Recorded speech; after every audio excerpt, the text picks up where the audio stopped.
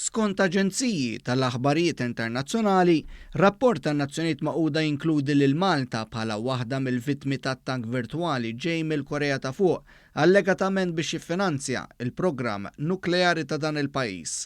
Dan l-attakk deskritt bħala organizzat li seraq ma' $2 biljun minn pajjiżi madwar id-dinja qed jiġi marbut mas-serq ta' 13 miljun euro lil Bank of Valletta sofra minn transazzjonijiet mhux flokhom lejn nofs frar li għadda.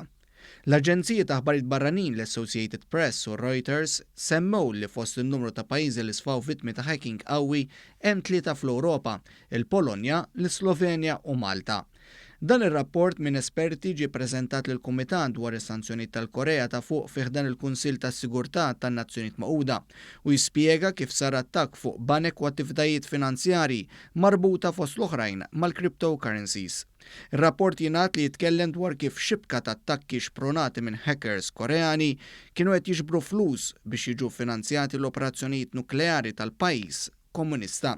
Sa issa hu mifhum li l-Korea ta' Fuq ma tat l-ebda forma ta' tweġiba għal dan ir-rapport, hekk kif in-Nazzjonijiet Magħquda ilhom 13 sena bis-sanzjonijiet fuq dan il-pajjiż. F'dawn l-aħħar xhur il-mexxej tal-Korea ta' Fuq kellu laqgħat storiċi mal-President Amerikan u anke ma' dak tal-Korea ta' Isfel u l-koll qablu li xkupaw l-armi nukleari mill-Peniżola Koreana li qatt ma rat islim sa mill-waqfien mill-ġlied fil-ħamsinijiet.